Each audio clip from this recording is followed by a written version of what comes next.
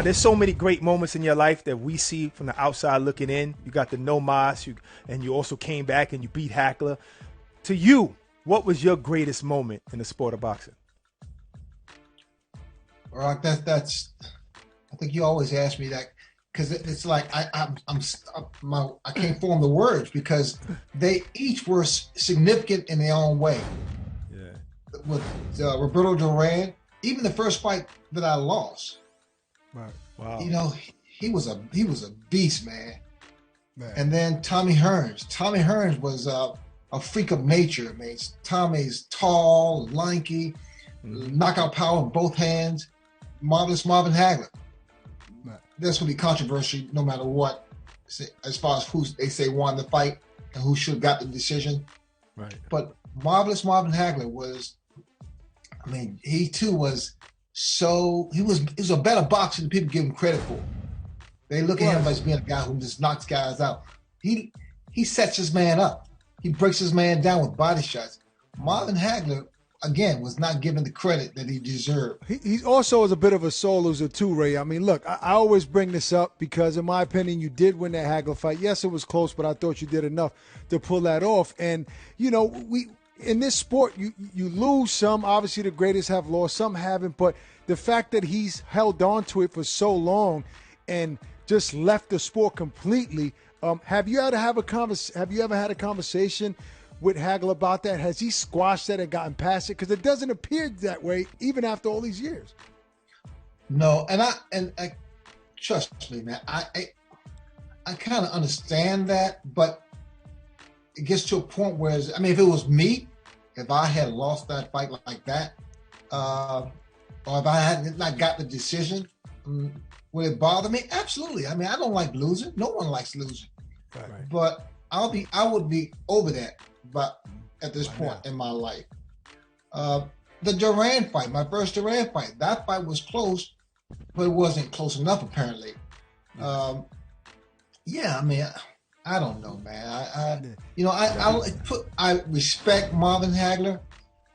When we see each other, we're civil to each other with hugs. Hey, man, how you doing, man?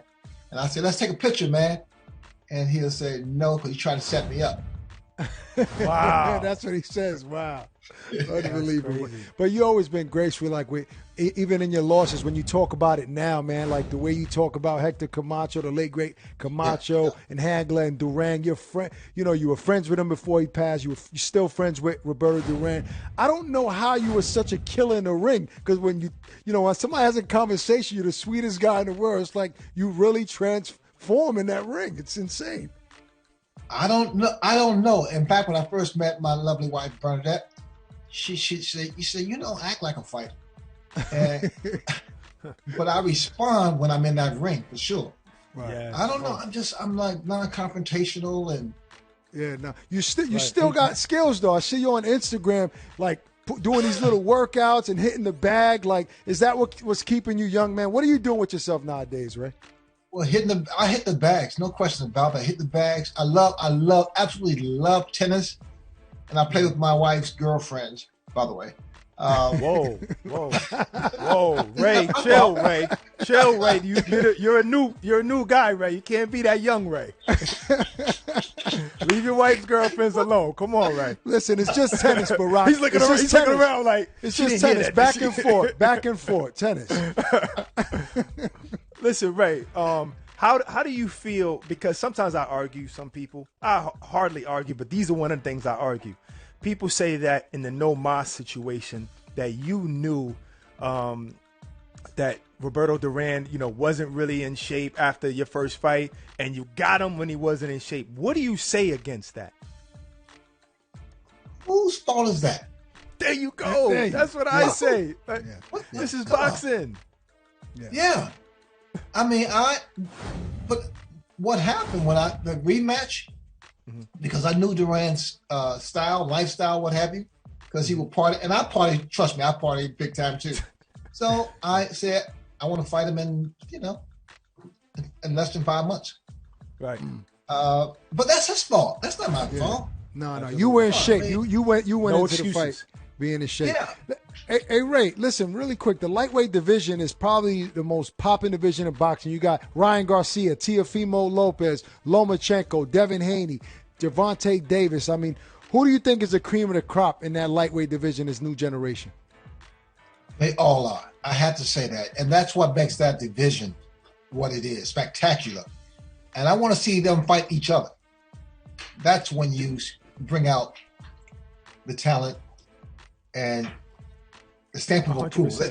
All these fighters you mentioned, I mean, I watch it all the time. And there's so much talent out there that, and they say boxing is dead. Boxing is not dead. We got so much talent and young talent. These guys are in their prime. Who's the best fighter in the world to you today? Is it Canelo Alvarez? Canelo. Yeah. I like Canelo. In fact, I watched him from day one, and I said, this kid here is going to be something. He has my vote. Do you feel disrespected when they compare, those lightweights that Ak named to you, Hagler, Duran, and Hearns? Hey, I know what I did. I'm okay with what I've done.